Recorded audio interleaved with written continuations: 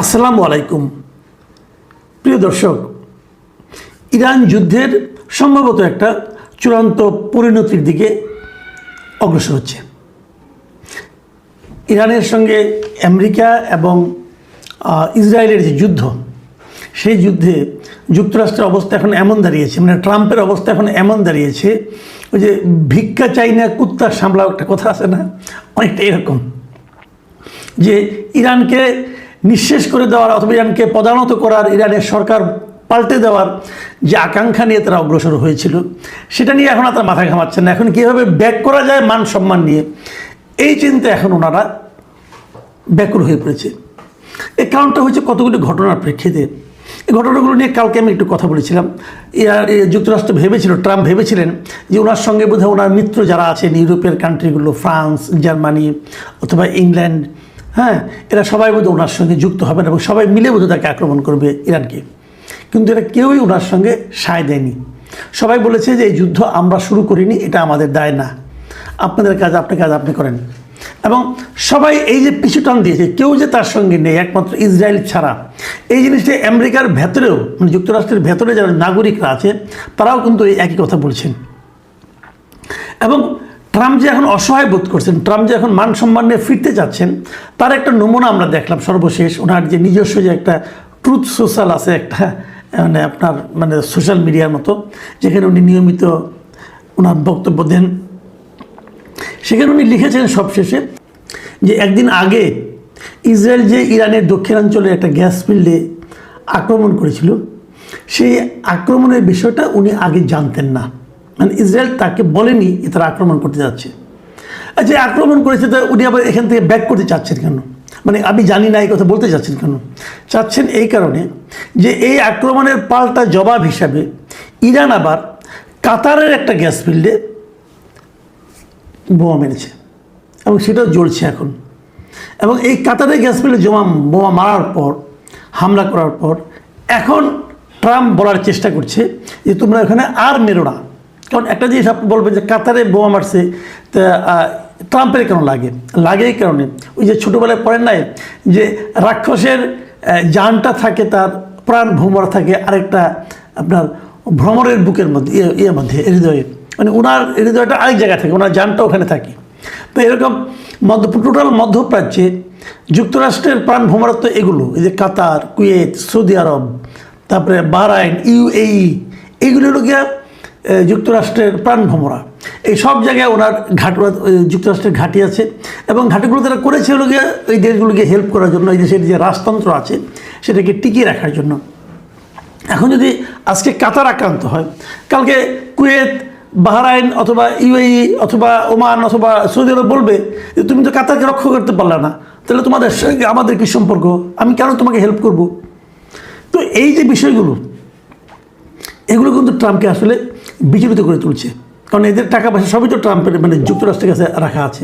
তো এই জায়গা থেকে বাঁচার জন্য এখন সে বলতেছে যে আমি ইসরায়েলকে বলে দিয়েছি আর তোমরা ইরানের কোনো গ্যাস ফিল্ডে আক্রমণ করবে না। তারপর আবার আত্মসম্মানের কথা চিন্তা করে আরেকটা ফুটনোট দিয়েছি। ফুটনোটটা হলো যে যদি ইরান কাতারের আরও কোনো গ্যাস ফিল্ডে আক্রমণ করে, তাহলে কিন্তু একটা বড় ধরনের অঘটন হবে এবং ইরানের সবগুলো গ্যাস ফিল্ডে আমি আক্রমণ করব। বুঝতে পারছেন, এটা হলো কি আপনার আত্মরক্ষা, সম্মান রক্ষার জন্য এগুলো বলা আর কি। তার মানে যাচ্ছে যে ওনারা ট্রাম্প মোটামুটি ধরে নিয়েছে যে উনি আসলে গেছেন, মানে ওনার সেই জয়ের যে আশা নিয়ে মাঠে নামছিলেন সেটা বোধহয় আসলে পূরণ হচ্ছে না।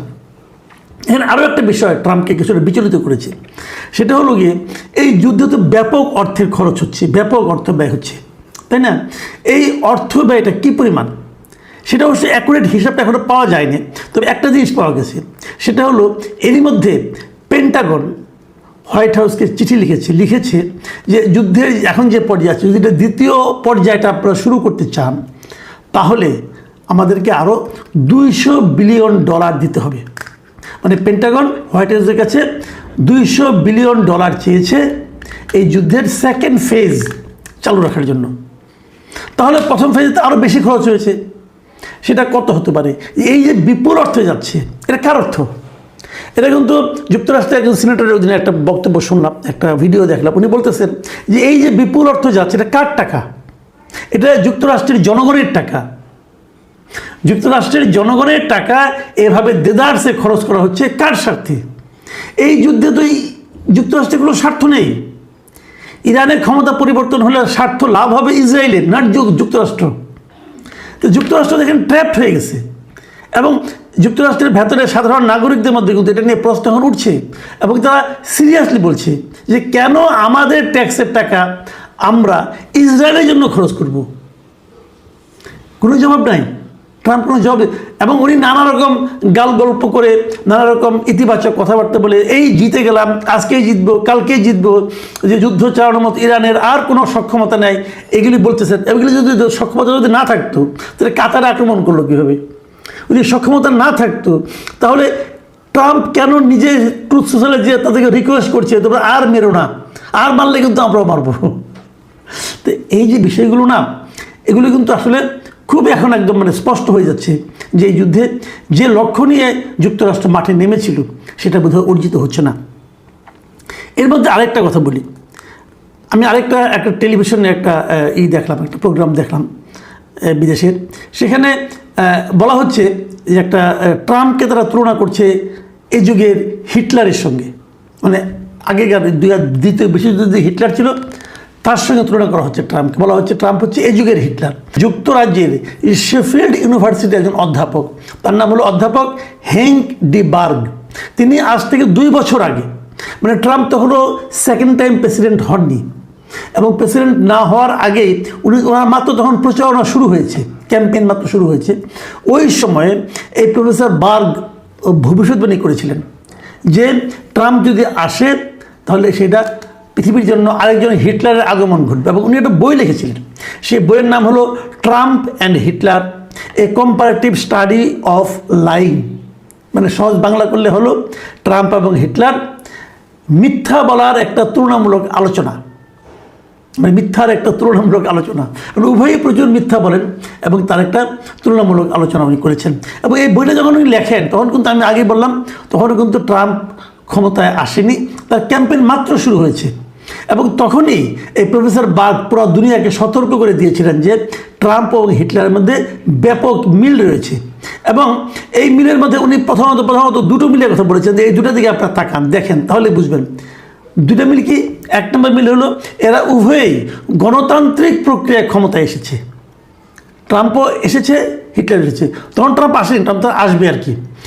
দুজনেই গণতান্ত্রিক উপায়ে আসছে। আর 2 নম্বর হলো এরা উভয়ই মিথ্যা এবং ধরেন আপনার বায়বীয়, মানে যার কোনো অস্তিত্ব নাই, এ ধরনের তথ্য দিচ্ছে এবং ফেক ন্যারেটিভের মাধ্যমে, মানে একদম মানে ভুল ভাল একটা বিশ্লেষণ করে এর মাধ্যমে তারা মানুষকে প্রভাবিত করার চেষ্টা করছে এবং মানুষের আবেগকে উস্কে দিচ্ছে এবং তার মাধ্যমে একটা মিথ্যা ভিত্তিহীন পাবলিক পারসেপশন ক্রিয়েট করার চেষ্টা করছে। যেমন এখন যেমন ট্রাম্প করতেছে যে ইরান তো হেরে গেছে, ইরানের আর কিচ্ছু নেই, এগুলি বলছে এবং আগামীতেও তাই বলবে, ইরানে কিচ্ছু নেই, অতএব ইরান আমরা দখল করে নিলাম, আমাদের যুদ্ধের লক্ষ্য অর্জিত হয়ে গেছে, এগুলো বলবে।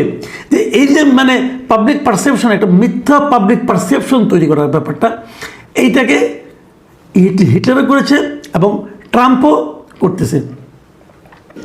এইভাবে ওই যে হিটলারের সময় আপনারা শুনেছেন যে একটা মিথ্যা যদি 50 বার বলা যায় তাহলে নাকি সেটা সত্যের মতো শোনা যায়। এই ট্রাম্পও কিন্তু সে একই কাজ করতেছে।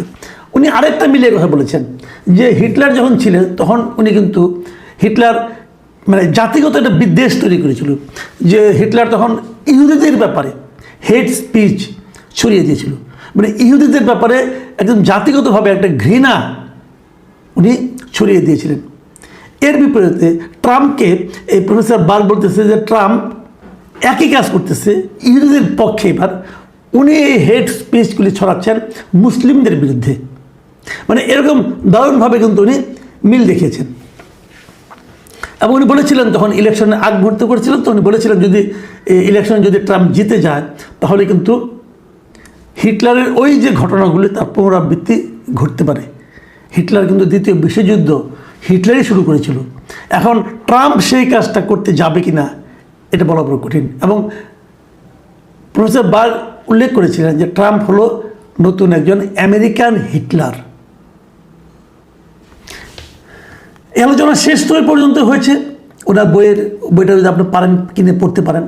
কিন্তু যে প্রসঙ্গটা আমি আলোচনা করতে চাই সেটা হলো, ট্রাম্প কেবল নিজে হিটলার হয়ে গেছেন, হিটলারের মতো আচরণ করছেন তাই না, একই সঙ্গে উনি কিন্তু যুক্তরাষ্ট্রের যে বিশ্বব্যাপী একটা ইমেজ ছিল সুপার পাওয়ার হিসাবে, একটা ব্যালেন্সিং ক্যাপাসিটি ছিল, সেটাও কিন্তু ট্রাম্প নষ্ট করে দিয়েছে।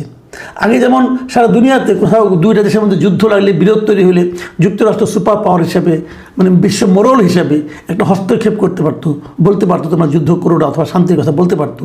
এখন সেটা হচ্ছে না। এখন ট্রাম্প নিজেই যুদ্ধে জড়িয়ে যে তাদের সেই যে ইমেজটা, ইতিবাচক ইমেজটা, সেটাকে উনি ধ্বংস করে দিচ্ছেন। যে কথাটা বলে আলোচনা শেষ করব, আমরা বললাম যে ট্রাম্পকে আমেরিকান হিটলার বলা হচ্ছে, কিন্তু হিটলারের করুণ পরিণতি কী হয়েছিল সেটা তো আপনারা জানেন। আমরা জানি না ট্রাম্পের জন্য সে ধরনের কোনো পরিণতি অপেক্ষা করছে কিনা। প্রিয় দর্শক, এখন এ পর্যন্তই। আল্লাহ হাফেজ।